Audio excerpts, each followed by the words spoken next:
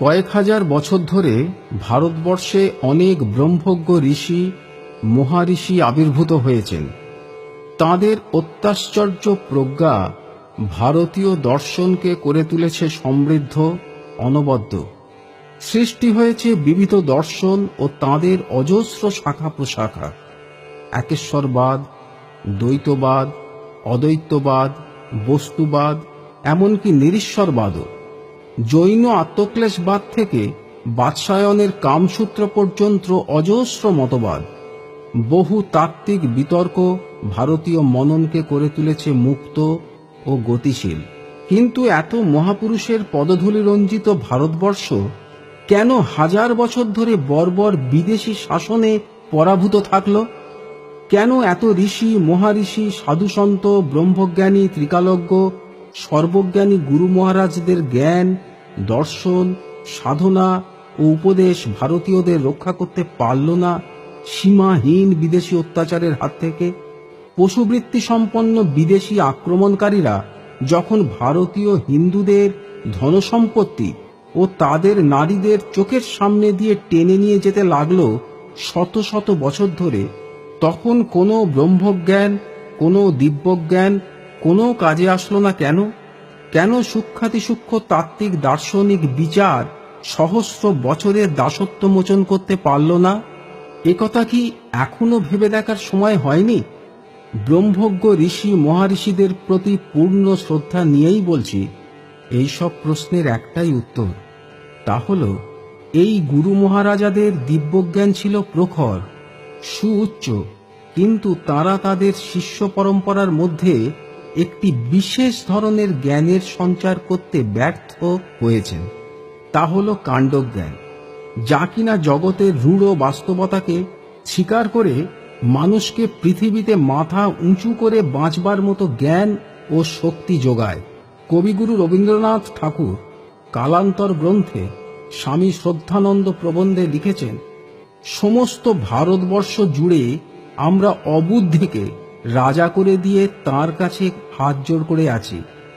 সেই অবুদ্ধির রাজত্বকে, সেই বিধাতার বিধিদত্ত ভয়ঙ্কর শখটাকে কখনো পাঠান, কখনো মোগল, কখনো ইংরেজ এসে পূর্ণ করে বসেছে। বাইরে থেকে এদের মাঠটাকেই দেখতে পাচ্ছি, কিন্তু এরা হলো উপলক্ষ, এরা এক একটা ঢেলা মাত্র, এরা ভূত নয়। আমরা মধ্যাহ্নকালের আলোতেও বুদ্ধি চোখ বুঝিয়ে দিয়ে অবুদ্ধির ভূতকে ডেকে এনেছি। এই সমস্ত তারই কর্ম। আমাদের লড়াই ভূতের সঙ্গে, অবুদ্ধির সঙ্গে, আমাদের লড়াই অবাস্তবের সঙ্গে। রূঢ় বাস্তবকে অস্বীকার করে হাজার বছর ধরে তুরীয় দিব্যজ্ঞান ও কাণ্ডজ্ঞানহীনতার সাধনায় মেতে থাকা বাঙালি হিন্দুর বিবেককে কষাঘাত করে সাম্প্রতিককালে আবির্ভূত হয়েছিলেন এক সম্পূর্ণ অন্যরকম ঋষি, কাণ্ডজ্ঞানের মহাঋষি শিবপ্রসাদ রায়। দিব্যজ্ঞান নয় কাণ্ডজ্ঞান চাই নামক এক নতুন দর্শন রচনার মধ্য দিয়ে যাঁর আত্মপ্রকাশ। এই কাণ্ডজ্ঞানের বর্ষণ আমাদের এক নতুন কর্মময় গতিময় বাস্তবতার দিকে নিয়ে যাবে, দাসত্বের জড় বিষাদ মোচন করবে। এই শিবপ্রসাদ রায় থাকতেন বর্ধমান জেলার কালনা শহরে, যিনি আজ প্রয়াত, কিন্তু স্বর্গত শিবপ্রসাদ রায়ের পরিচয় আজ অনেকেই জানেন। অসামান্য বাগ্মী, সুলেখক এবং হিন্দু জাগরণের এক পুরোধা হিসেবে তার খ্যাতি আজ ভারতবর্ষ অতিক্রম করে ইউরোপ, আমেরিকাতেও ব্যাপ্ত হয়েছে। আজ নানা দেশে শিবপ্রসাদ রায়ের নামে অনেক ফোরাম, ট্রাস্ট, স্মৃতি সমিতি, এমনকি ফ্যান ক্লাবও গড়ে উঠেছে। আসুন আমরা দেখি কি বলছেন এই কাণ্ডজ্ঞানের মহাঋষি তাঁর দিব্যজ্ঞান নয় কাণ্ডজ্ঞান চাই গ্রন্থে। ছোটবেলায় একটা বই পড়েছিলাম, নাম বুদ্ধিতে যার ব্যাখ্যা চলে না। বড় হয়েও এদেশের বহু ঘটনার বুদ্ধি দিয়ে ব্যাখ্যা করতে পারছি না। মনে হচ্ছে গোটা দেশের ভাবনা চিন্তাগুলো যেন একটা অবাস্তব ভিত্তির ওপর দাঁড়িয়ে।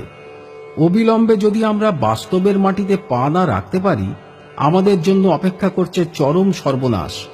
এদেশের অর্থনৈতিক বিপর্যয় এবং মনুষ্যত্বের অবক্ষয়ের জন্য দায়ী করা হয় ভারত বিভাগকে। এই ভারত বিভাগ ছিল এদেশের তাবৎ হিন্দু নেতৃবৃন্দের নির্বুদ্ধিতার পরিণতি। শতকরা ৯৭ জন মুসলমানের দাবি ছিল হিন্দু মুসলমান দুটো পৃথক জাতি। হিন্দুর সঙ্গে পাশাপাশি বাস করে মুসলমানদের ধর্ম সংস্কৃতি অক্ষুণ্ণ রাখা অসম্ভব। অতএব আমাদের একটা হোমল্যান্ড চাই, যার নাম পাকিস্তান। মুসলমান সমাজের পুরোটাই যখন ভারতবর্ষকে দুখণ্ড করতে ব্যস্ত, তখন হিন্দু নেতারা কি করছিলেন? জনগণকে বোঝাচ্ছিলেন হিন্দু মুসলমান পৃথক জাতি নয়, এক জাতি, ভারতীয় জাতি। মুসলিম লীগ এবং মোহাম্মদ আলী জিন্নার দ্বিজাতি তত্ত্ব এবং পাকিস্তানের দাবি সম্পূর্ণ ভিত্তিহীন। মহাত্মা গান্ধী বললেন, ভারত দ্বিখণ্ডিত হলে তা আমার মৃতদেহের ওপর হবে। পণ্ডিত নেহেরু বললেন, Pakistan is a fantastic nonsense. Sardar Patel বললেন, ভারত বিভাগ এ তো একটা পরিহাস মাত্র, এমন কথা আমরা চিন্তাও করতে পারি না। রাজেন্দ্র প্রসাদ তাঁর বিরাট গ্রন্থ ইন্ডিয়া ডিভাইডেড লিখে প্রমাণ করলেন, পাকিস্তান একটা অসম্ভব অবাস্তব ব্যাপার। বেশিরভাগ মুসলমান জাতীয়তাবাদী, আর তারা সবাই কংগ্রেসের মধ্যে। সুতরাং অদূরদর্শী এবং সাম্প্রদায়িক ভেদবুদ্ধি সম্পন্ন মানুষেরাই পাকিস্তানের কথা বলে আতঙ্ক ছড়াতে চাইছেন। এই সব নেতাদের লক্ষ লক্ষ অনুগামী কোটি কোটি মানুষকে এই মিথ্যে কথাটা বোঝালো। কিন্তু বাস্তবে কি ঘটেছিল? অসংখ্য প্রাণ, চোখের জল, নারীর সম্ভ্রম আর রক্তের বিনিময়ে পাকিস্তান রচিত হল। হিন্দু এবং মুসলমান দুটো পৃথক জাত, এই সত্যকে স্বীকার করে ভারতকে দুভাগ করা হলো। 1.5 কোটি হিন্দুর সর্বস্ব কেড়ে নিয়ে তাড়ানো হলো পাকিস্তান থেকে। এখনো নিয়মিত তাড়ানো হচ্ছে এবং তাড়ানো হবে। এখন এদেশের জাতীয় নেতাদের এবং তাদের অনুগামীদের কি বলা হবে? ভণ্ড, মিথ্যাবাদী, আত্মপ্রবঞ্চক, অদূরদর্শী, ক্ষমতালোভী। প্রত্যেকটি বিশেষণ এদের কীর্তির উপযুক্ত, কিন্তু আমি তা বলবো না। এরা লোকান্তরিত, তাই এদের প্রতি শ্রদ্ধা নিয়েই বলবো, এরা ছিলেন দিব্যজ্ঞান সম্পন্ন কিন্তু কাণ্ডজ্ঞানহীন। এদের কোনো আচরণই বুদ্ধি দিয়ে ব্যাখ্যা করা যায় না। স্বাধীনতা আন্দোলনে হিন্দু তার জীবন উৎসর্গ করেছে স্বর্গীয় প্রেরণায়, মুসলমান তার স্ট্র্যাটেজি তৈরি করেছে ভারতে মুসলিম রাজত্ব প্রতিষ্ঠার কামনায়। পূর্ব বাংলা পাকিস্তান হল মুসলমানদের সংখ্যা বেশি বলে। ফাঁসির মঞ্চে প্রাণদানের সংখ্যা পূর্ববঙ্গেই সর্বাধিক, কিন্তু আত্মদানের তালিকায় পূর্ববঙ্গে কেন গোটা বঙ্গেও একজন মুসলমান নেই। স্বাধীনতা আন্দোলনে বিশ্বাসঘাতকতা করে ইংরেজের সহযোগিতা করে মুসলমানরা পুরস্কার পেল পাকিস্তান, বাংলাদেশ। আর ফাঁসিতে গুলিতে প্রাণ দিয়ে পূর্ববঙ্গের হিন্দুরা হলো বাস্তুচ্যুত, শরণার্থী, রিফিউজি। মাতৃভূমি থেকে তাদের পালিয়ে আসতে হলো ভারতে। যারা আসামে আশ্রয় নিল তাদের পরিচয় হলো বিদেশি, বহিরাগত। যারা বাংলাদেশে রয়ে গেল তারা হয়ে গেল জিম্মি, মালায়ুন, কাফের। আর যারা ত্রিপুরায় গেল তারা সংবাদপত্রের ভাষায় হলো অনুপজাতি। কি করুণ পরিণতি! অথচ শ্যামাপ্রসাদ ছাড়া একজনও আত্মসম্মান সম্পন্ন নেতা ছিলেন নাকি গোটা দেশে এই ঘটনা যাকে বিচলিত করেছে। তাঁর প্রচেষ্টায় রক্ষিত হয়েছিল এই পশ্চিমবঙ্গ এবং পাঞ্জাব। তাকে সবাই বলেছিল সাম্প্রদায়িক। শ্যামাপ্রসাদ কাশ্মীরের চূড়ান্ত ভারতভুক্তি চেয়েছিলেন, 370 ধারার উচ্ছেদ চেয়েছিলেন। তিনি মধ্যপথে সিজ ফায়ার না করে যুদ্ধ চালিয়ে পুরো কাশ্মীর উদ্ধার করতে চেয়েছিলেন, তাই তাকে হত্যা করা হলো। যারা কাশ্মীরের অর্ধাংশ পাকিস্তানের হাতে তুলে দিয়ে বাকিটাকে প্রায় পাকিস্তান করে দিল, যাদের জন্য কাশ্মীর আজ অগ্নিগর্ভ, তারা প্রগতিশীল, ধর্মনিরপেক্ষ, অসাম্প্রদায়িক। যারা 370 ধারার উচ্ছেদ করে কাশ্মীর সমস্যার সত্যিকারের সমাধান চায়, তাদের সাম্প্রদায়িক বলার মতো কাণ্ডজ্ঞানহীন নেতারা আজও দেশের নেতৃত্বে। ভারতের অর্ধাংশ, কাশ্মীরের অর্ধেক উপঢৌকন দেওয়া সত্ত্বেও ভারতে আবার সেই একই পরিস্থিতির উদ্ভব হয়েছে। কাশ্মীর সবটাই চলে যেতে পারে, প্রকৃতপক্ষে কাশ্মীর আজ নিয়ন্ত্রণের বাইরে। কাশ্মীর চালাচ্ছে পাকিস্তান এবং তাদের বিভিন্ন উগ্রপন্থী সংস্থা। ভারত আবার খণ্ডিত হতে পারে। বিদেশি অর্থে পুষ্ট হয়ে অধিকাংশ মুসলমান সেই উদ্দেশ্যে কাজ করে চলেছে। রাজনৈতিক দলগুলির নির্বিচার তোষণে তারা ক্রমশই বেপরোয়া হয়ে উঠেছে। বেআইনিভাবে সরকারি জমি দখল করে পার্ক সার্কাসে অসংখ্য বাড়ি করেছে, রাজাবাজারে গড়ে তুলেছে মসজিদ, ৮৬তে প্রজাতন্ত্র বয়কট করেছে। দিল্লির ইমাম বলেছে, আমরা এদেশের আইন কানুন মানি না, বাবরি মসজিদ না পেলে আবার হোমল্যান্ডের আওয়াজ তুলব, পার্লামেন্টে আগুন লাগিয়ে দেব। উত্তেজনাপূর্ণ বক্তৃতা দিয়ে দাঙ্গা বাঁধাচ্ছে মিরাটে, আলিগড়ে, দিল্লিতে, বরোদায়। এই অবস্থাটা বুঝে যারা কিছু বলতে যাচ্ছে তাদেরই বলা হচ্ছে সাম্প্রদায়িক। এই দিব্যজ্ঞান সম্পন্ন নেতাদের অর্ধেক ভারতবর্ষ হারিয়েও খান্ডজ্ঞান ফেরেনি। হিন্দু মুসলমানের ভিত্তিতে ভারত ভাগ হলো, কিন্তু এদেশের নেতাদের একজাতি তত্ত্বের মিথ্যে নেশাটা কাটল না।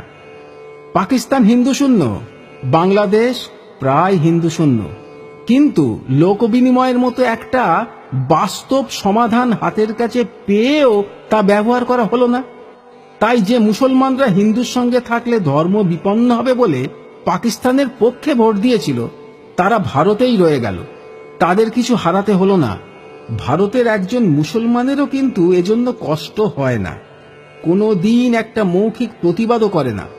বাংলাদেশ তাদের ফিরিয়ে নিতে চাইছে, তারা ভয়ে ফিরতে চাইছে না, কারণ ইসলামিক রাষ্ট্র মানে কি তারা জানে। ভারতে সেই ৯৭% জন পাকপন্থী রয়ে গেছে, ধর্ম সংস্কৃতি অক্ষুণ্ণ রেখেই। এরা মুজিব মারা গেলে খুশি হয়, ভুট্টোর ফাঁসি হলে বাস পোড়ায়, সিনেমা হল পোড়ায়, ক্রিকেট হকিতে পাকিস্তান জিতলে রেডিওতে মালা দেয়, রাজাবাজারে পার্ক সার্কাসে ব্যান্ড বাজিয়ে মিছিল বার করে, ফুটবলে মোহামেডান স্পোর্টিং জিতলে আল্লাহ আকবর ধ্বনি দেয়। এইসব আচরণের একটাই অর্থ, এদের অধিকাংশেরই আনুগত্য দেশের বাইরে। লখনৌয়ের মুসলমানরা ইরাক কিংবা ইরানের সমর্থক, বাড়িতে বাড়িতে খোমেনি আর সাদ্দাম হোসেনের ছবি।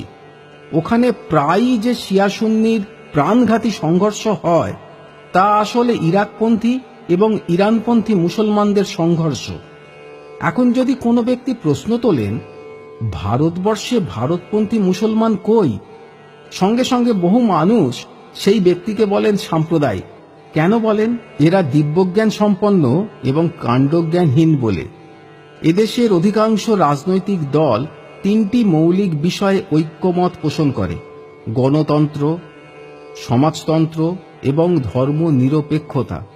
এই ৩টি আদর্শই নির্ভরশীল গরিষ্ঠ হিন্দু জনসংখ্যার ওপর। ভারতীয় উপমহাদেশের যেখানে হিন্দুর সংখ্যা কম হয়ে গেছে, সেখানেই এগুলো অদৃশ্য হয়ে গেছে। আফগানিস্তান, পাকিস্তান, বাংলাদেশে এসব কথা বলার লোক আর নেই। আফগানিস্তানের নাম একদিন গান্ধার ছিল, দেশটা হিন্দুদের ছিল, ভারতের অংশ ছিল, এই কথাটাই অনেকের মনে নেই।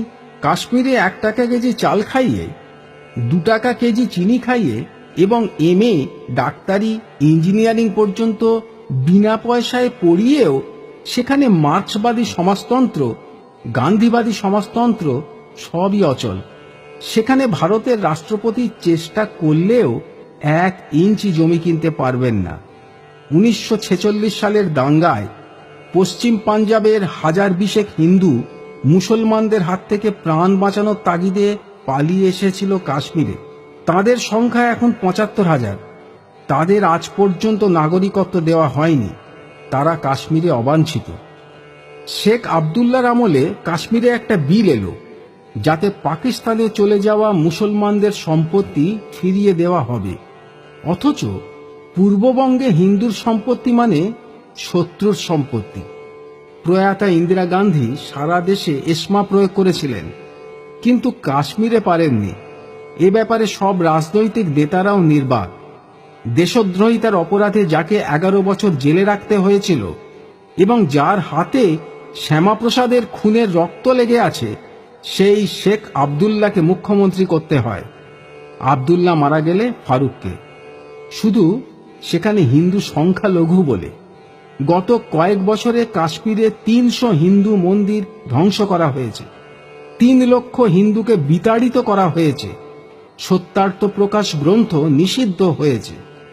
দেশের অধিকাংশ নেতা এই ঘটনা জানেন, কিন্তু তারা সকলেই দিব্যজ্ঞান সম্পন্ন, তাই প্রতিবাদ করার মতো কাণ্ডজ্ঞান তাঁদের হয়নি।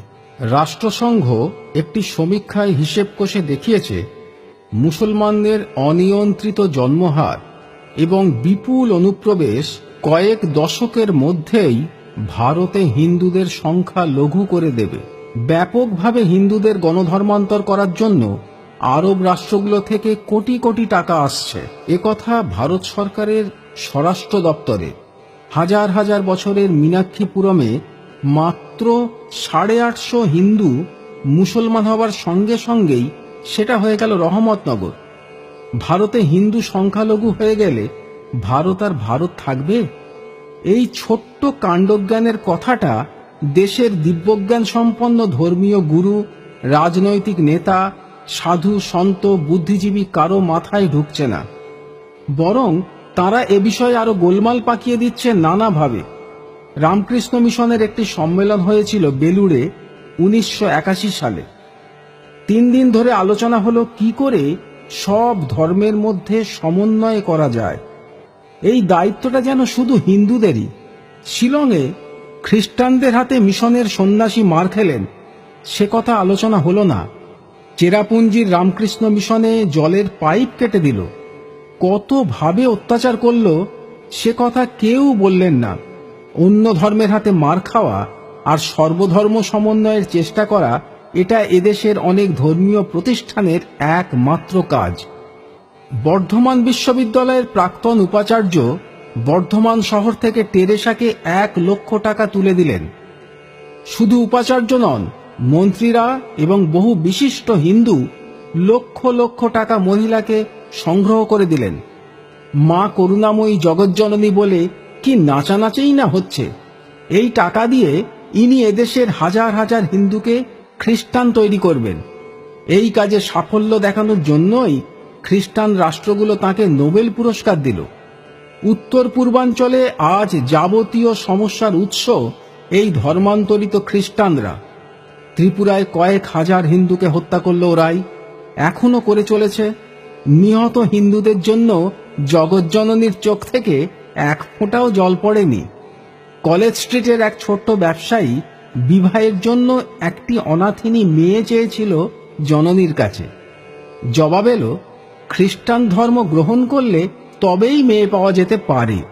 এই হচ্ছে মাদারের আসল পরিচয়, খ্রিস্টান সাম্রাজ্যবাদের এজেন্ট। খ্রিস্টান না হলে তিনি কারো স্থায়ী সেবা করেন না। বাংলাদেশ টেরেসাকে প্রবেশের অনুমতিই দিল না। আর এই হিন্দু সমাজ, গরু যেমন গরুর মাংস গাড়িতে করে নির্বিকার চিত্তে বয়ে নিয়ে যায়, কোনো প্রতিক্রিয়া হয় না, পরমানন্দে জাবর কাটে, এরাও তেমনি চৈতন্যহীন একটা জাত। ভালো মন্দ বিচার করার, শত্রু মিত্র চেনার ক্ষমতাও আর তাদের নেই। হিন্দুদের সম্পূর্ণতা, শ্রেষ্ঠত্ব সম্পর্কে কোনো ধারণাই নেই। পৃথিবীতে কেউ সর্বধর্ম সমন্বয়ের কথা বলে না, শুধু হিন্দুরা বলে।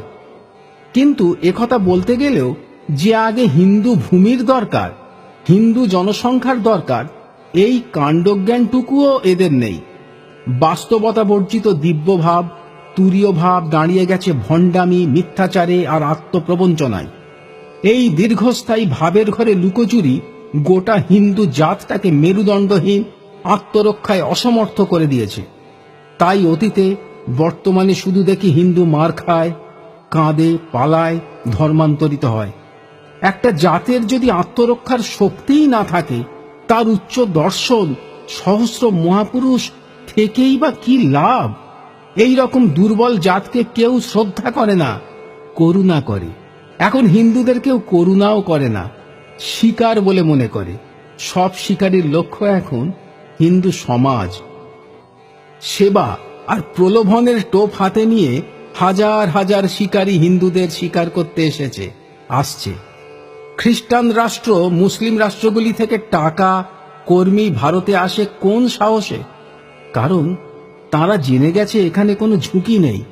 হিন্দু বাগাড়ম্বর বিলাসী, শিথিল, ক্রয়যোগ্য, উদাসীন, আত্মরক্ষায় অসমর্থ, নিজেকে মনে করে উদার, সর্বজ্ঞ। এমন আত্মনাশী জাত বিশ্বের আর কোথায় পাবে? অতএব স্বীকার করো, আরব রাষ্ট্রের টাকা আসছে ভারতে। খ্রিস্টান মিশনারিরা শুধু ঘুরে বেড়ায় হিন্দু পাড়ায়। তাই এখন এদেশের ধর্মীয় গুরু, রাজনৈতিক নেতা এবং জনগণকে রূঢ় বাস্তবের মুখোমুখি দাঁড়াতে হবে। যোগী, সাধক, ভক্ত, বৈষ্ণব সকলকে মনে রাখতে হবে, জপ করুন, সাধনা করুন, কীর্তন করে কেঁদে ভাসিয়ে দিন, আপত্তি নেই। সর্বাগ্রে মনে রাখুন, হিন্দু ভূমি, হিন্দু সমাজ, হিন্দু জাতি না থাকলে কিংবা হিন্দুর সংখ্যা কম হয়ে গেলে এসব কিছু থাকবে না। রাজনৈতিক নেতা এবং কর্মীদের মনে রাখতে হবে, মার্ক্সবাদ, গান্ধীবাদ যাই বলুন, এসব ততদিনই বলা যাচ্ছে যতদিন এদেশে হিন্দু বেশি আছে। মার্ক্সবাদ সুপণ্ডিত কিংবা গান্ধীবাদের তাত্ত্বিক নেতাদের মনে রাখতে হবে, তাদের সব তত্ত্বজ্ঞান মূল্যহীন হয়ে গেল পূর্ববঙ্গে, হিন্দু সংখ্যালঘু হয়ে গেল বলে। প্রয়াত প্রমোদ দাশগুপ্ত এখানে যত গর্জনই করুন, তিনি ভাবতেই পারেননি তাঁর স্বপ্নের মার্ক্সবাদ জন্মভূমি ফরিদপুরে গিয়ে প্রচার করবেন। প্রফুল্ল সেন ভুলেও ভাবেননি তাঁর জীবনাদর্শ গান্ধীবাদ পিতৃভূমি খুলনায় গিয়ে প্রচারের আর সুযোগ হবে। ঠাকুর অনুকূল চন্দ্র সম্পর্কে তাঁর শিষ্যদের দাবি, তিনি পুরুষোত্তম, পূর্ণ ব্রহ্ম। তিনি বহু শিষ্যকে বলেছেন, ধর্ম সবই সমান। কিন্তু পাকিস্তান হবার আগেই তিনি সৎসঙ্গের মূল আশ্রম পাবনা ছেড়ে পালিয়ে এলেন দেওঘরে। তাঁর দিব্যজ্ঞান তাকে নিয়ে অনেক উদার মহৎ কথা বলিয়েছে, কিন্তু কাণ্ডজ্ঞান বলেছে, যা পালা হিন্দুস্থানে, যেখানে হিন্দু বেশি আছে। তোর ব্রহ্মের শক্তি দিয়ে তুই এখানে আত্মরক্ষা করতে পারবি না। তাই কাল বিলম্ব না করে তিনি পালিয়ে এলেন। হিন্দুর সংখ্যা কম হয়ে গেলে পূর্ণব্রহ্মেরও মর্যাদা থাকে না। এই সরল সত্যটা ঠাকুরের শিষ্যদের সর্বাগ্রে বুঝতে হবে। এই বঙ্গে আর একজন খ্যাতিমান গুরু ছিলেন। ইনি জন্মসিদ্ধ ঠাকুর বালক ব্রহ্মচারী। জন্ম ঢাকা জেলার মেদিনী মণ্ডল গ্রামে। পূর্ববঙ্গ পাকিস্তান হয়ে গেলে তাঁর সিদ্ধান্ত কোনো কর্মে লাগল না। তাকে দেশ ছেড়ে পালাতে হলো কোথায়? যেখানে হিন্দু বেশি আছে। হিন্দু কম হলে পূর্ণব্রহ্মও ক্ষমতাহীন, জন্মসিদ্ধ ব্রহ্মচারীও তাই। এগুলো দিব্যজ্ঞানের কথা নয়, রাগের কথাও নয়, প্রমাণিত সত্য। কিন্তু এই আঘাত, পলায়ন থেকে এরা কিছুই শিক্ষা নিলেন না। সন্তান দল একটি গানের রেকর্ড বার করেছে, যার প্রথমে আজান এবং পরে কথা, যে আল্লাহ সেই রাম, রাম নারায়ণ রাম। আল্লাহ এবং রামের সহবাস্থান পূর্ববঙ্গে হল না। আল্লাহর অনুগামীদের দাপটে হিন্দুদের 14 পুরুষের ভিটে ছেড়ে চলে আসতে হলো। তারপরেও এই গান নিশ্চয়ই ঔদার্য ও সহিষ্ণুতার লক্ষণ, কিন্তু এটি কাণ্ডজ্ঞানহীনতার, আত্মহত্যার লক্ষণও বটে। এত উদার কিংবা ভণ্ড জাত কখনো বাস্তবের সম্মুখীন হতে পারে না।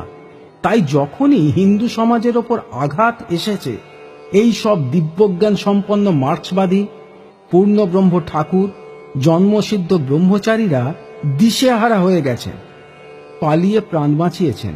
তাঁদের ঔদার্য, পাণ্ডিত্য, বাগ্মিতা, ব্রহ্মত্ব, সিদ্ধাই কোনো কাজে লাগেনি।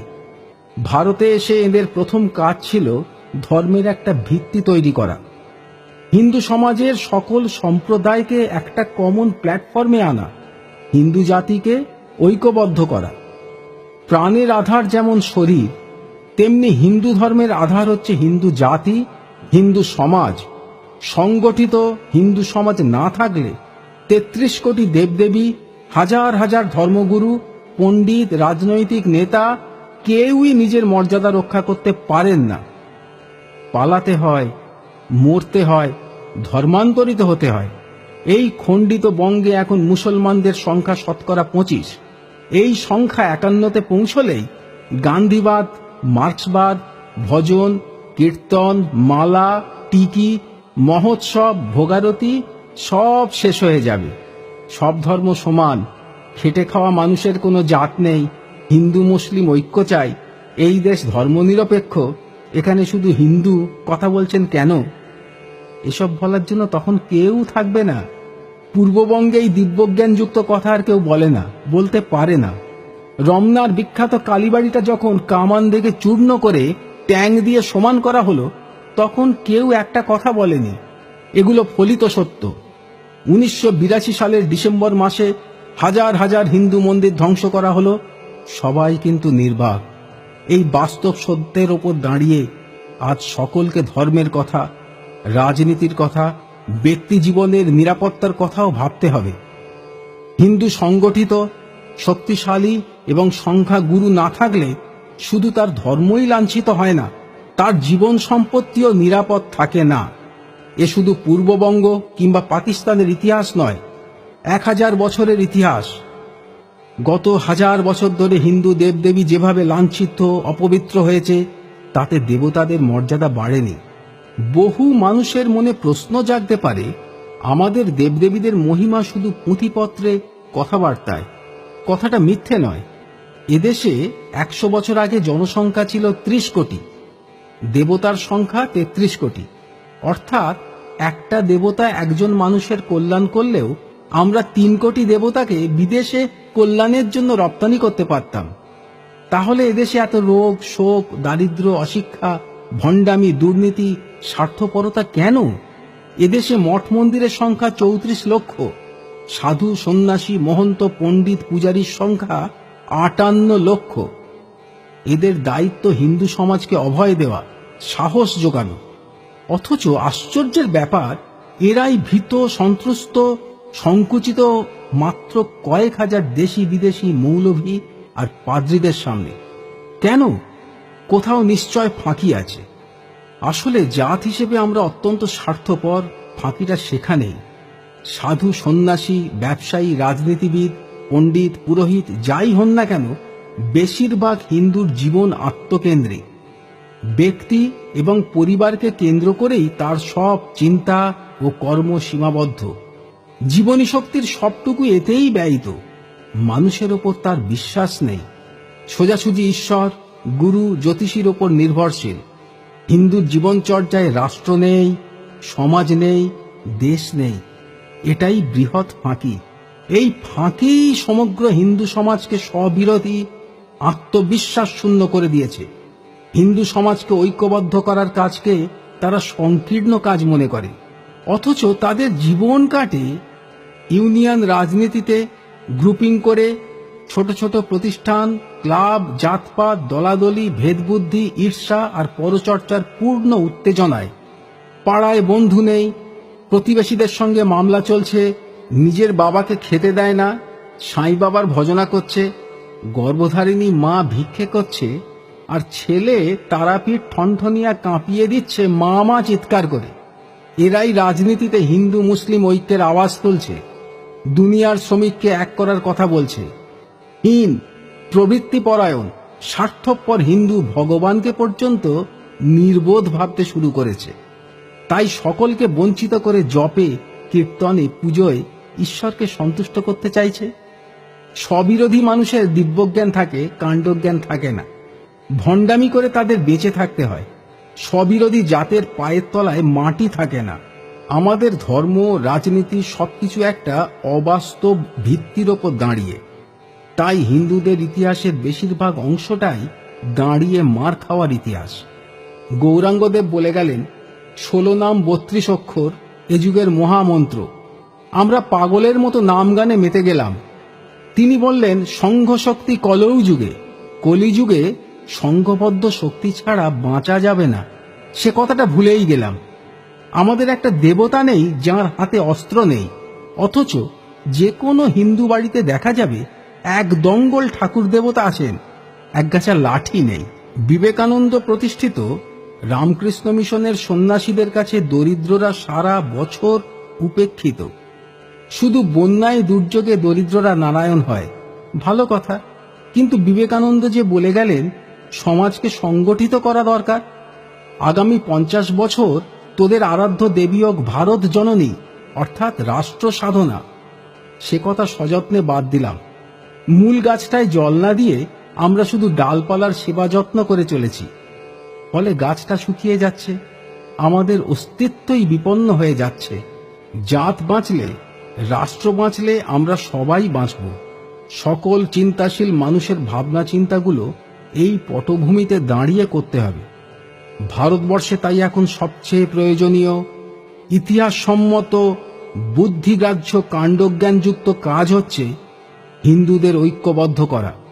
অস্পৃশ্যতা, জাতিভেদ, প্রাদেশিকতা থেকে মুক্ত করে হিন্দুদের একটা বিশাল শক্তিতে পরিণত করা। রাজনীতি যাদের ব্যবসা, তাদের জন্য এটা দরকার। হিন্দু সমাজ না থাকলে তাদের ব্যবসা অচল হয়ে যাবে। কোনো অসাম্প্রদায়িক দলও মুসলমান এলাকায় প্রার্থী দাঁড় করাতে সাহস পায় না। মুসলমানদের মধ্যে যারা দেশপ্রেমিক উদারপন্থী আছেন, তাদের জন্য হিন্দু সমাজে সংগঠিত থাকা দরকার। MC চাগলার মতো শ্রেষ্ঠ ব্যক্তির মুসলমান সমাজে কোনো স্থান ছিল না। ইরানে কিংবা পাকিস্তান থাকলে তাকে কোতল করা হতো। হিন্দু সমাজ তাকে সম্মান দিয়েছে, স্বীকৃতি দিয়েছে। সঙ্গীত সম্রাজ্ঞী নূরজাহানকে হিন্দুরা শ্রদ্ধায়, ভালোবাসায় আপন করে নিল। অথচ সুর আমার কাছে প্রার্থনা, সঙ্গীত আমার কাছে ঈশ্বর বলায় পাকিস্তানে দাবি উঠল নূরজাহানকে নতুন করে মুসলমান হতে হবে। দাউদ হায়দার নামে একজন বাংলাদেশি কবি মোহাম্মদের সমালোচনা করায় তার প্রাণদণ্ডের দাবি উঠেছিল। তাকে পালিয়ে এসে আত্মরক্ষা করতে হয় ভারতে। ভারত মুসলিম রাষ্ট্র হলে তার মৃত্যু অবধারিত ছিল। হিন্দু সংখ্যাগরিষ্ঠ রাজ্যে যে কোনো সময় মুসলমান মুখ্যমন্ত্রী হতে পারে, যেমন বিহারে আব্দুল গফুর, মহারাষ্ট্রে আন্তুলে, রাজস্থানে বরকতুল্লাহ, আসামে আনোয়ারা তৈমুর। মুসলিম সংখ্যাগরিষ্ঠ কাশ্মীরে একজন হিন্দু মুখ্যমন্ত্রী হবে কেউ ভাবতে পারেন না। অতএব যা কিছু কল্যাণময় এবং শুভঙ্কর, তার জন্যই যে কোনো মূল্যে হিন্দু সমাজকে জীবিত রাখতে হবে। যারা হিন্দু সমাজকে সংগঠিত করতে চাইছে, তাদের সর্বতোভাবে সাহায্য করুন, সহযোগিতা করুন। আর্য সমাজ, ভারত সেবাশ্রম সংঘ, বিশ্ব হিন্দু পরিষদ, রাষ্ট্রীয় স্বয়ংসেবক সংঘ সর্বশক্তি দিয়ে হিন্দু জাতিকে ঐক্যবদ্ধ করার চেষ্টা চালিয়ে যাচ্ছে। অর্থ দিয়ে, শ্রম দিয়ে এদের গতি বৃদ্ধি করুন। নিজে কপট উদার সেজে এদের সাম্প্রদায়িক বলে আত্মহত্যার পথ প্রশস্ত করবেন না। একটু কাণ্ডজ্ঞান দেখান। আমাদের দিব্যজ্ঞানের ফলে অর্ধেক ভারত আজ পাকিস্তান। পাকিস্তান, বাংলাদেশ ও ভারতে 25 কোটি মুসলমান, 1 কোটি খ্রিস্টান। বিশ্ব হিন্দু পরিষদ খুব অল্প সময়ে 8 লক্ষেরও বেশি মুসলমান ও খ্রিস্টানকে হিন্দু ধর্মে ফিরিয়ে এনেছে, আরও আনবে। ইসকনও যথেষ্ট কাজ করেছে। ইসকনের বিরুদ্ধে কিছু বলবেন না। যে কাজ আমাদের করা উচিত ছিল সেটা ওরা করে দিচ্ছে। নিজের নীচতা দিয়ে ওদের বিচার করবেন না। দেশদ্রোহিতার অপরাধে মাইকেল স্কট, ফাদার ফেরারকে ভারত থেকে বিতাড়িত করা হয়েছিল। সম্প্রতি ফাদার ডিসুজাকে গ্রেপ্তার করা হলো। বিদেশি এজেন্ট খ্রিস্টান ফাদারই। ইসকন বিদেশি এজেন্ট হলে সারা পৃথিবী জুড়ে মন্দির করত না, এত কৃচ্ছ সাধন করত না। অন্যদিকে বিহার শরীফে মোরাদাবাদে মর্টার, বন্দুক তৈরির কারখানা পাওয়া গেল মুসলমান পাড়ায়। লখনৌয়ের মসজিদে পাওয়া গেল 15,000 তাজা বোমা। ধানবাদের মুসলিম হোটেল থেকে পাওয়া গেল বাক্স বাক্স জোরালো ডিনামাইট। টন টন RDX রয়েছে মুসলিম মাফিয়াদের হাতে। ধর্মপ্রচারের নামে খ্রিস্টান ও মুসলমানদের খোলাখুলি রাষ্ট্রবিরোধী কার্যকলাপ অচলায়তন হিন্দু সমাজের টনক নড়িয়ে দিয়েছে। তার লক্ষণ ফুটে উঠেছে জীবনের প্রতিটি ক্ষেত্রে, এমনকি রাজনৈতিক ক্ষেত্রেও। বিপুল শক্তি নিয়ে হিন্দু সমাজের জাগরণ ঘটছে। হিন্দুর শক্তি বৃদ্ধিতে রাষ্ট্রদ্রোহী ছাড়া আর কারো আতঙ্কিত হবার কারণ নেই। হিন্দু কারো মসজিদ ভেঙেছে, গির্জা ভেঙেছে, ইতিহাসে একটি দৃষ্টান্ত নেই। কিন্তু আজও একটি হিন্দু নারী মুসলমান দ্বারা অপহৃত হলে, হিন্দু মন্দির মুসলমান কর্তৃক ধ্বংস হলে কোনো মুসলমান তার প্রতিবাদ করে না, নীরবে সমর্থন করে। এগুলো বিদ্বেষ সৃষ্টি নয়, বাস্তব অবস্থার কথা, হিন্দুর বাঁচার কথা। সভ্য দেশে আইন সকলের জন্য সমান হয়। এখানে মুসলমানদের জন্য বিবাহ আইন পৃথক। হিন্দু বিয়ে করবে একটি, পরিবার পরিকল্পনা করে সন্তান রাখবে 2টি। তাদের স্লোগান আমরা 2, আমাদের 2। আর একজন মুসলিম বিয়ে করবে 4টি, পরিবার পরিকল্পনা করবে না। তাদের স্লোগান আমরা 5, আমাদের 25। এই ব্যবস্থা পাশাপাশি চললে ভারত মুসলিম সংখ্যাগরিষ্ঠ হতে কতদিন? শুধু কি এখানেই শেষ? শিব ঠাকুরের আপন দেশে আইন কানুনের সর্বনেশের মতোই ভারতের ব্যাপার স্যাপার। যে মুসলমানের কাছে বিবাহের কোনো পবিত্রতা নেই, স্থায়িত্ব নেই, আজ বিয়ে করলে কাল তালাক দিয়ে পরশু নিকাহ করতে পারে, তিনি বিবাহ করতে পারবেন 4টি। আর যে হিন্দু বিশেষ কারণ না ঘটলে কিছুতেই 2টো বিয়ে করবে না, নিয়ন্ত্রণ হারা হলো তার জন্য। এই সেকুলারিজমের আরো মহিমা আছে। হিন্দু 2টি বিয়ের চেষ্টা করলে তাকে গ্রেপ্তার করতে পারবে 3টে স্ত্রীর মালিক মুসলিম পুলিশ অফিসার। তাকে বিচার করে সাজা দিতে পারবে 4টে স্ত্রীর মালিক মুসলমান বিচারপতি। সাজাটি কি? 7 বছর সশ্রম কারাদণ্ড। জানি বিশ্বাস হচ্ছে না। বিশ্বাস না হওয়ার কারণ, নেতা, সংবাদপত্র, বুদ্ধিজীবীদের কল্যাণে জনগণকেও ক্রমশ কাণ্ডজ্ঞান শূন্য করে ফেলা সম্ভব হয়েছে। এদেশের সব দলের নেতারাই দিব্যজ্ঞান সম্পন্ন, নয়তো আরবের অর্থপুষ্ট। এখন তো প্রমাণিত বিজেপি ছাড়া সব দল দাউদ, মেমন, রশিদের এজেন্ট। তাই প্ল্যান করে তারা দেশটাকে মুসলমানদের করে দিতে চাইছে। যারা এই সত্য কথাগুলো জনসমক্ষে বলছে, আরবীয় এজেন্টরা তাদের সাম্প্রদায়িক বলে নিজেদের মুখ রক্ষা করতে চাইছে। এই দ্বিমুখী চক্রান্তের প্রতিরোধ করে দেশকে বাঁচাবে কে? হিন্দুর সংঘবদ্ধ শক্তি। পাকিস্তানে, বাংলাদেশে বাধ্যতামূলক বিবি নিয়ন্ত্রণ হচ্ছে, জন্ম নিয়ন্ত্রণ হচ্ছে, এখানে হবে না কেন? কাণ্ডজ্ঞানহীন নেতৃত্ব রয়েছে বলে। নেতারা নৈবেদ্যের ওপর মন্ডার মতো। আমরা হচ্ছি নৈবেদ্য চাল। হিন্দু সমাজ গা ঝাড়া দিলেই এই স্বার্থপর হিন্দু বিরোধী মন্ডারূপী নেতারা অদৃশ্য হয়ে যাবে। পরিবার পরিকল্পনা সকলের জন্য বাধ্যতামূলক করার এবং হিন্দু কোড বিল তুলে দেওয়ার জন্য রাজনৈতিক দলগুলোকে চাপ দিন। নেতারা হিন্দুর সেন্টিমেন্টের কোনো পরোয়াই করে না। তারা জানে হিন্দুরা অসংগঠিত, আত্মবিস্মৃত। হিন্দুদের অপমান করে, স্বার্থ ক্ষুণ্ণ করে বহাল তবিয়তে নেতাগিরি করা যায়। তাই শুধু মুসলমানদের তুষ্ট করে, তোষণ করে হিন্দু কোড বিল চালু রাখে। গো হত্যার পক্ষে কথা বলে শাহবানু মামলার রায় পাল্টে দেয়। রামের মন্দির ভেঙে বাবরের তৈরি মসজিদ বিলুপ্ত হলে সবাই বৎসহারা গাভীর মতো হয়ে যায়, হিন্দুর ওপর প্রতিহিংসা পরায়ণ হয়ে ওঠে। রামচন্দ্রকে কাল্পনিক বলে উড়িয়ে দিয়ে ঐতিহাসিক চরিত্র বলে বাবরকে বেশি মর্যাদা দেবার চেষ্টা করে। এরাই বাংলাদেশ থেকে হিন্দু শরণার্থী আত্মরক্ষা করার জন্য ভারতে এলে পুশব্যাক করে বাংলাদেশে ঢুকিয়ে দেয়, ভারতে থাকতে দেয় না। বিদেশি অনুপ্রবেশকারী মুসলমান হলে একটি কথাও বলে না। বাংলাদেশ থেকে 1 কোটি অনুপ্রবেশকারী মুসলমান পশ্চিমবঙ্গে এসেছে, একথা বলছে ঢাকার সাংবাদিক এবং বুদ্ধিজীবীরা। মেটিয়াবুরুজ, পার্ক সার্কাস, মুর্শিদাবাদে কাতারে কাতারে ঢুকেছে।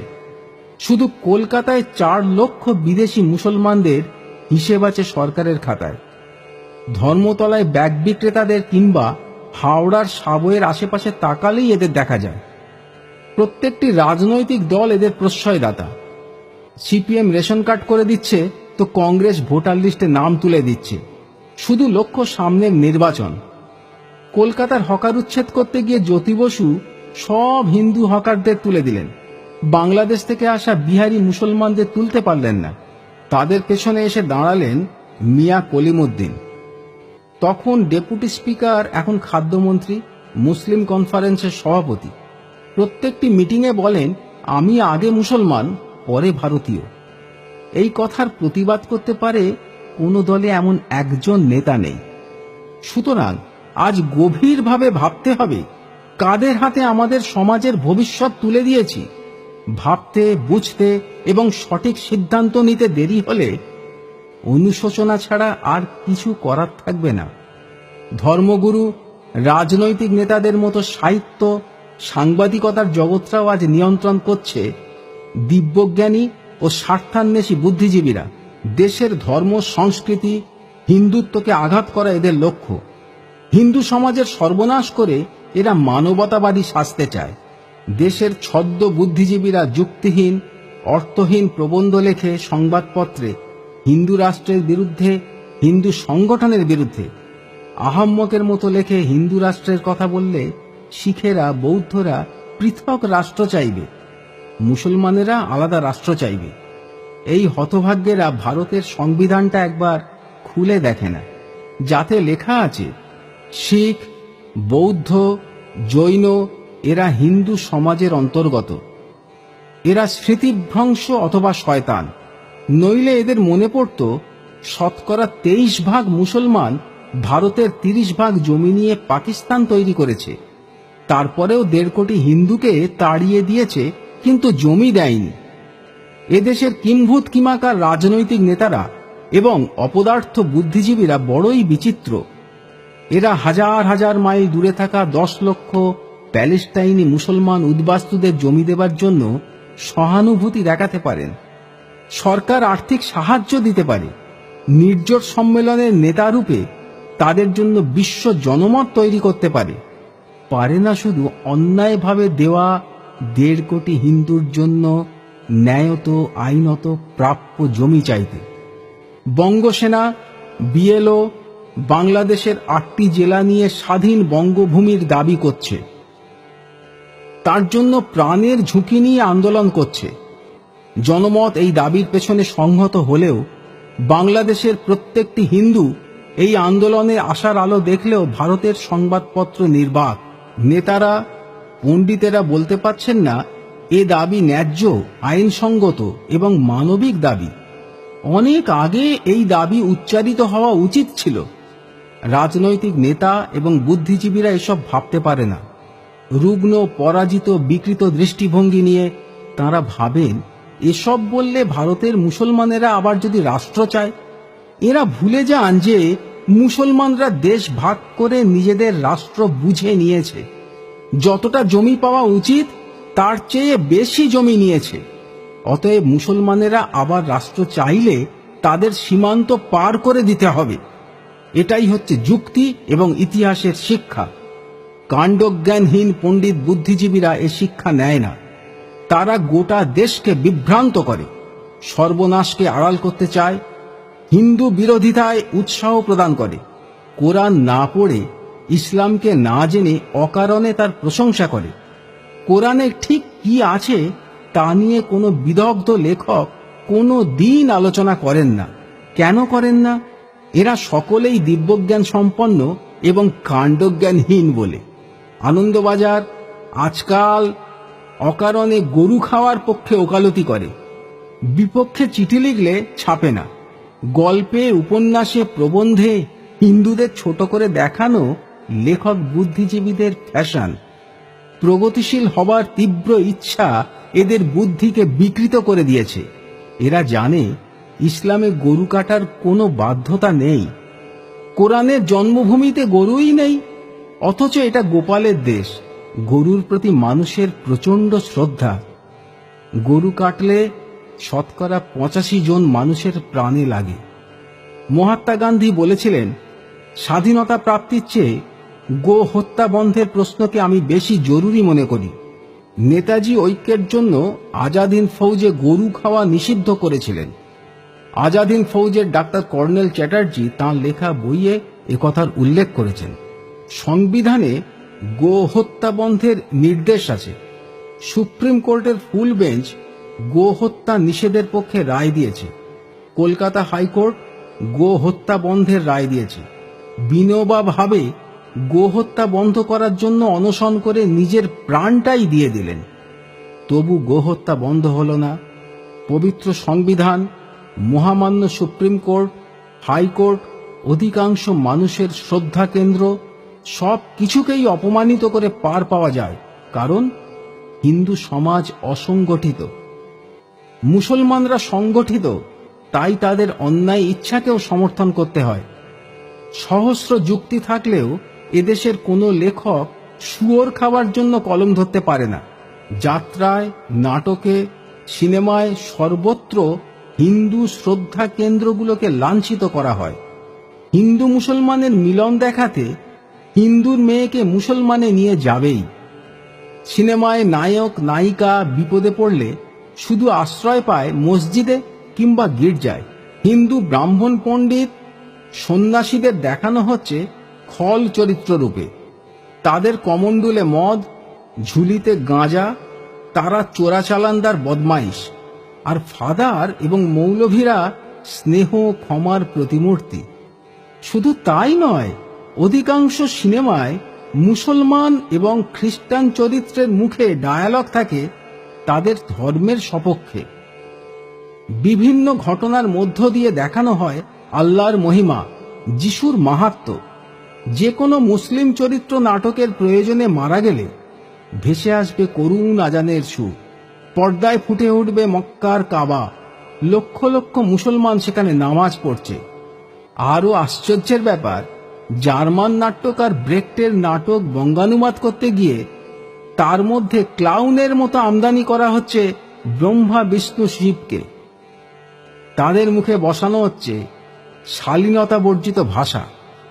সফোক্লিসের নাটক বাংলা করতে গিয়ে, ইবসেনের নাটক চিত্রায়িত করতে গিয়ে দেশের শ্রেষ্ঠ পরিচালক অকারণে আঘাত করেছেন শুধুমাত্র হিন্দু সংস্কারকে।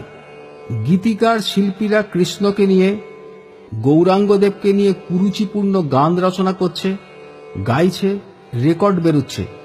বিচিত্র এদেশের হিন্দু ধর্মাচরণকারীরা, এসবে তাদের কোনো কষ্ট হয় না। কোনো ভক্তের প্রাণে এসব লাগে না। ভিখারির বৈরাগ্য, নপুংসকের ব্রহ্মচর্য, শক্তিহীনের ভক্তি এই রকমই হয়। চ্যাংড়া নাট্যকার, ফক্কর সাংবাদিকরাও তাদের পরোয়া করে না। এদেশের সাংবাদিক কুল হিন্দু মুসলিম ঐক্যের প্রয়োজনে কোথাও দাঙ্গা হলে লেখে দুই সম্প্রদায়ের সংঘর্ষ, দাঙ্গা যাতে না ছড়ায় এই বৃহত্তর স্বার্থে সত্য গোপন করা হয়। ভালো কথা, কিন্তু হিন্দুদের দুটি সম্প্রদায় একটা কিছু হলে বিরাট হেডলাইন আসে, হরিজনদের প্রতি বর্ণ হিন্দুদের নারকীয় অত্যাচার। কেন এমন লেখা হয়? কারণ অধিকাংশ সাংবাদিক হিন্দুত্ব বিরোধী, দিব্যজ্ঞান সম্পন্ন এবং কাণ্ডজ্ঞানহীন। তারা চায় না হিন্দু সমাজ ঐক্যবদ্ধ হোক, শক্তিশালী হোক। মালদহের সাম্প্রদায়িক দাঙ্গার সংবাদে লেখা হলো, ঘোষেদের সঙ্গে মুসলমানদের দাঙ্গা। ঘোষরা যেন হিন্দু নয়, হিন্দুর সংহতি নষ্টকারী এইসব প্রাণীগুলো আসামের ঘটনা সব জেনেও স্পষ্ট করে বলতে পারলেন না আসাম আন্দোলনের প্রকৃত চরিত্রটি কি ছিল। বিভিন্ন ঘটনা, আন্দোলন বহির্ভূত বিষয় নিয়ে সাতকাহন পাঁচালি গিয়ে প্রমাণ করতে চাইলেন এবারেও আগের মতো বাঙালি বিতাড়ন আন্দোলন। এর আগেও এই সাংবাদিকরা শুধু বিভ্রান্তি সৃষ্টি করেছেন। বাঙালি বাঙালি করে এরা অস্থির হয়ে যান।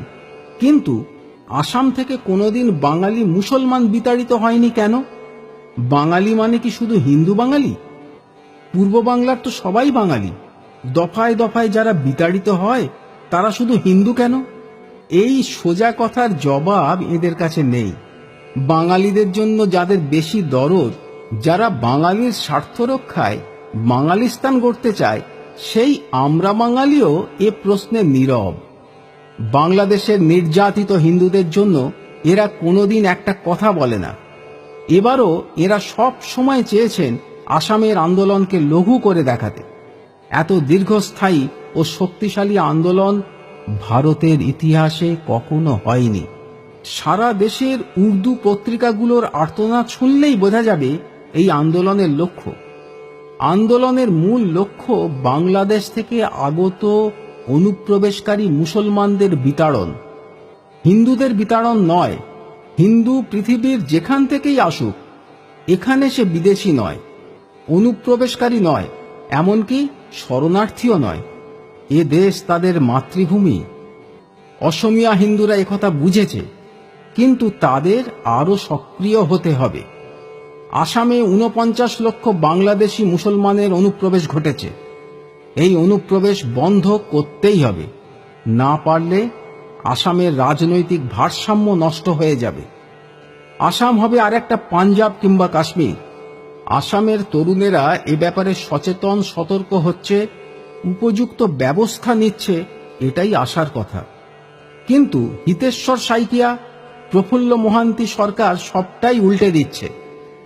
পাঞ্জাব আজ অগ্নিগর্ভ। সেখানে তৈরি হয়েছে শিখ মুসলিম সুরিত সমিতি। এর পিছনে আছে পাকিস্তান এবং এখানকার মুসলমানদের একটি অংশ। হিন্দু সমাজের অবিচ্ছেদ্য অংশরূপে শিখেরা কখনোই এত নিষ্ঠুর, নৃশংস হতে পারে না। 300 বছরের শিখ ইতিহাসে এরকম নজিরও নেই। নির্মম হিন্দু হত্যায় তাই ফুটে উঠেছে পরিচিত ইসলামিক বর্বরতা। এই বাস্তব অবস্থার ভয়ঙ্করত্ব এবং সমস্যা সমাধানের কথা কেউ বলতে পারছে না। ঔদার্য নিয়ে, দিব্যজ্ঞান নিয়ে মিথ্যার চোরাবালিতে দাঁড়িয়ে নিজের মৃত্যু প্রত্যক্ষ করছে হিন্দু সমাজ। বিশ্বের সর্বাপেক্ষা নিরীহ, উদার, পরমত সহিষ্ণু মনুষ্য গোষ্ঠী, যারা শুধু সর্বমানবে নয়, পশু পক্ষী কীট পতঙ্গ প্রতিটি ধূলিকণায় ঈশ্বরকে কল্পনা করেছে। মানবাত্মার সর্বোচ্চ প্রকাশ ঘটেছে যাদের ধর্ম দর্শনে, সেই হিরণ্ময় ঐতিহ্যের ধারক হিন্দু সমাজ আজ বিপন্ন। তথ্য প্রমাণ যুক্তির আলোয় এই কঠিন সত্য নগ্নভাবে প্রকটিত।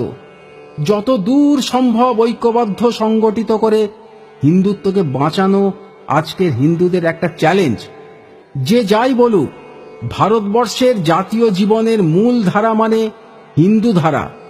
হরিদ্বার থেকে কলকাতা পর্যন্ত পৌঁছতে গিয়ে গঙ্গায় অনেক নদী এবং নর্দমার অনুপ্রবেশ ঘটেছে। তাতে গঙ্গার স্বকীয়তা, পবিত্রতা নষ্ট হয়নি। গঙ্গা গঙ্গাই রয়ে গেছে। হিন্দুও তাই। শক্তির অভাব আমাদের নেই। আছে আত্মিক শক্তি এবং সংখ্যা শক্তি, শুধু নেই আত্মবিশ্বাস এবং সংগঠন শক্তি। ফলে হিন্দু সমাজের অবস্থা অনেকটা উট পাখির মতো। উট পাখি দৌড়তে পারে ঘন্টায় 40 থেকে 45 মাইল, লাথি মেরে ছিটকে ফেলে দিতে পারে একটা তাজা ঘোড়াকে। পায়ে তার এত জোর। আত্মবিশ্বাস না থাকার ফলে বিপদ দেখলে প্রত্যেকটি উট পাখি কি করে? চোখ দুটো বন্ধ করে ঠোঁটটা বালিতে গুঁজে দেয়, ভাবে বিপদ এড়িয়ে গেলাম। তখন তাকে ছিঁড়ে ছিঁড়ে খায় ঘেও কুকুর আর রুগ্ন শেয়ালের দল, যারা তার একটা পদাঘাতের যোগ্য নয়। এ অবস্থা চলতে পারে না, সহ্যের অতীত। হিন্দু সমাজ সংগঠিত হচ্ছে, জাগ্রত হচ্ছে, হতেই হবে। কারণ লক্ষ লক্ষ বছরের ঐতিহ্য সম্পন্ন পৃথিবীর সবচেয়ে সৎ, শুভ্র এবং পবিত্র জীবন দর্শনের উজ্জ্বল উত্তরসূরি হিন্দু জাতির ভবিষ্যৎ আমরা কিছু কাণ্ডজ্ঞানহীন রাজনীতিক, বালখিল্য বুদ্ধিজীবী অথবা ভণ্ড ধার্মিকদের হাতে ছেড়ে দিয়ে চুপ করে বসে থাকতে পারি না। কারণ এটা হিন্দু জাতির অস্তিত্ব রক্ষার প্রশ্ন। যদি না পারি, 25 বছর পরেই কিছু স্পেসিমেন মনুষ্য আমরা চিড়িয়াখানায় দেখতে পাব। বাধ্যতামূলক ধর্মান্তরিত অহিন্দু পিতারা তাদের বালক পুত্রদের হাত ধরে বলবে, এই দেখ, অতীতে এই দেশে এক ধরনের প্রাণী ছিল। এরা সংখ্যায় ছিল প্রচুর, শক্তিও ছিল যথেষ্ট। এদের নাম ছিল হিন্দু। এদের বেদ ছিল, বেদান্ত ছিল, গীতা উপনিষদ ছিল, মার্ক্সবাদ গান্ধীবাদ ছিল, কিন্তু বাস্তব বুদ্ধি ছিল না। তাদের ব্রহ্মজ্ঞান ছিল, দিব্যজ্ঞান ছিল, শুধু কাণ্ডজ্ঞান ছিল না। তাই তারা পৃথিবী থেকে হারিয়ে গেছে। 2-4টি প্রাণী মাত্র এখন দেখা যায়, তাই দ্রষ্টব্য বস্তু বলে চিড়িয়াখানায় রাখা হয়েছে। মারা গেলে এখান থেকে নিয়ে গিয়ে আরক মাখিয়ে জাদুঘরে রেখে দেওয়া হবে। কিছু তথ্য। দীর্ঘদিনের কলঙ্ক কালিমা বাবরি মসজিদ হিন্দুরা ধূলিসাৎ করে দিয়েছে। বিশাল হিন্দু সমাজে আত্মবিশ্বাস এসেছে। দুর্নীতি দূষিত রাজনৈতিক ক্ষেত্রে ভারতীয় জনতা পার্টির অভ্যুত্থান জাতীয় জীবনে স্বস্তি এনে দিয়েছে। আর্য সমাজ, ভারত সেবাশ্রম সংঘ, বিশ্ব হিন্দু পরিষদের চেষ্টায় এ পর্যন্ত 50 লাখ মুসলমান এবং 5 লাখ খ্রিস্টান হিন্দু সমাজে ফিরে এসেছে। মিরাটের ইমাম সৈয়দ মেহবুব আলী, মাদ্রাজের ইমাম শেখ আমির মোহাম্মদের মতো শতাধিক পণ্ডিত হিন্দু ধর্মের প্রচার করে বেড়াচ্ছেন। খ্রিস্টান ধর্মের প্রচারক অ্যান্ডারসন মাউরি, হিপসন রায় উত্তর পূর্বাঞ্চলে হিন্দু ধর্ম সংস্কৃতির প্রচারে ব্যস্ত রয়েছেন। প্রত্যেকটি রাজনৈতিক দল দাউদ ইব্রাহিম, রশিদ খানের এজেন্ট প্রমাণিত হয়ে যাওয়ায় তারা সবাই এক হয়ে হিন্দু সমাজ এবং ভারতীয় জনতা পার্টির বিরুদ্ধে যুদ্ধ ঘোষণা করেছে। আসমুদ্র হিমাচল ভারতবর্ষের নগরে বন্দরে গ্রামে গঞ্জে হিন্দু সংগঠন এখন ঠিক দাবানলের মতোই ছড়িয়ে যাচ্ছে। ঘুমন্ত সিংহ হাই তুলছে, আড়মোড়া ভাঙছে, রাষ্ট্রদ্রোহীরা চিন্তিত হয়ে উঠেছে। হিন্দুর জাগরণের আর দেরি নেই। রতন পালের লেখা একটি কবিতা, ধর্ম। হিন্দু ধর্ম সহনশীল, ততোধিক সহনশীল হিন্দু জাতি। তা বলে কোনোভাবেই হিন্দুদের হিজড়ে ভাবার কারণ নেই। প্রয়োজনে আমরা সবল, যতটা কঠিন এই মাটি। তাই মোল্লার পাতে তামাক খাওয়া কতিপয় হিন্দু যদি ভেবে থাকে হিন্দুদের আরাধ্য দেবদেবী নিয়ে দিনের পর দিন জঘন্য নোংরামি করে যাবে, ভুল। সবটাই মারাত্মক রকমের ভুল।